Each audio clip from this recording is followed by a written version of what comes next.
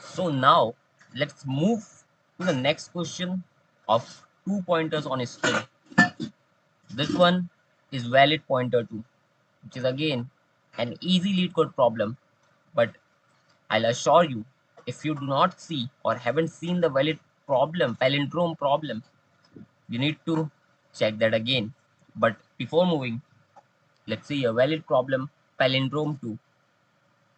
We are given a string as return true if s can be palindrome after deleting at most one character from it. So you can see this one. We have A as same, but B and C. If we delete C, in that case, we will have A, which is our palindrome. Or if we delete B, we have ACA, which is again a valid palindrome. That means after deleting at most one character, if we are getting a valid palindrome, in that case, we need to return true. But what if we have ABC? If we remove B, then we have AC, which is not a palindrome. If we remove C, we have AB, which is not a valid palindrome. And again, if we remove A, we have BC, which is again not a valid palindrome. So, in such case, how to move ahead? The very first thing you need to do is write a function of valid palindrome. Since I have shown how to write valid palindrome function in the previous video, so you can just check it out. Or else, you can just stay here and I'll ensure you will get the point. So first thing, I've created a function public boolean is palindrome and I'm passing the parameter as string.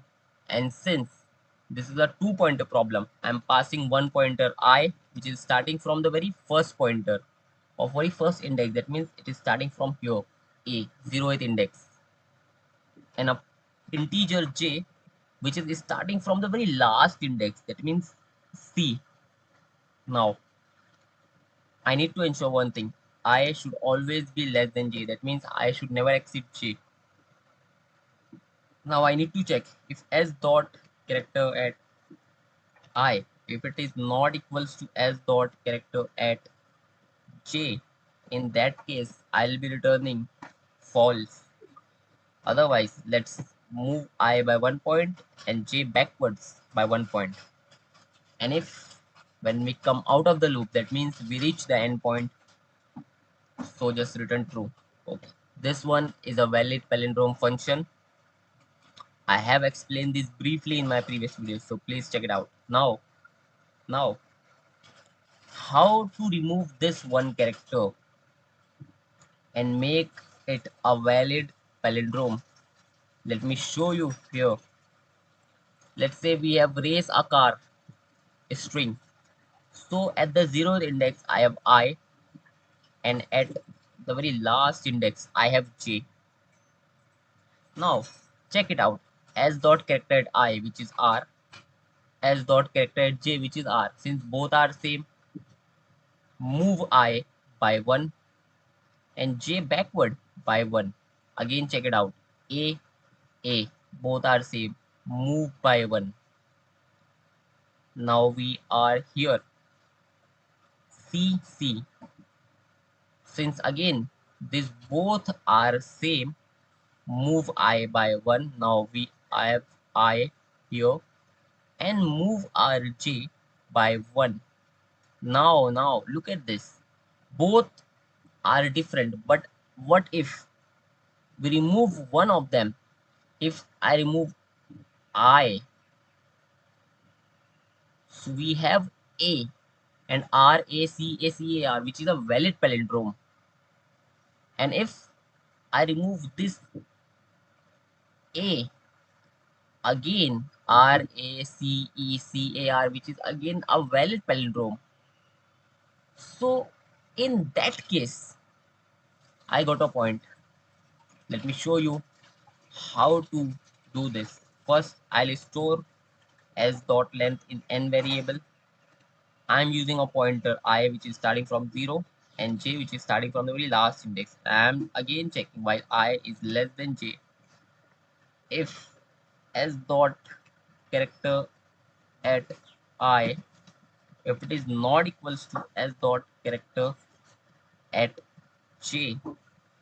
The condition the condition this condition where I and j are not same, and we need to remove one of them to make it valid. So we will return this function control C, control V, this string, and what we need to do, we will just move our I.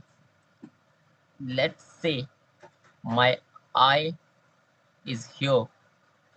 I will be skipping this part and I will move my I to directly here. That means I and j both are at the same point.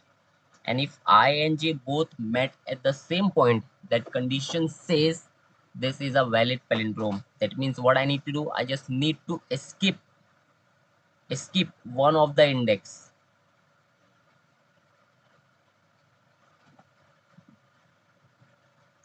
This is IE, this is j, which is A.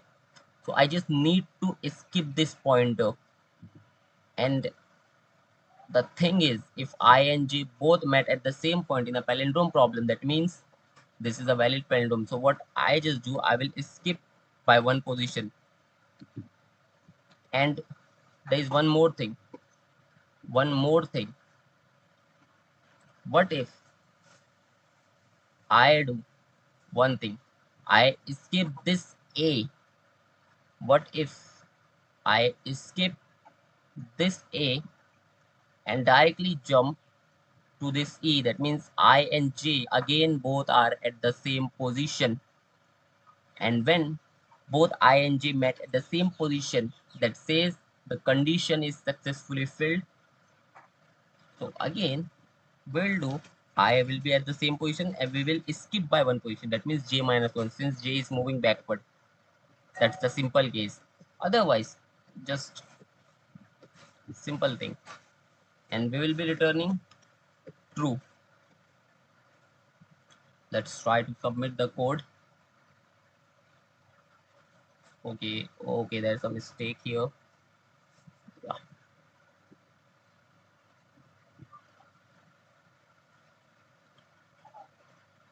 Let's try to submit the code.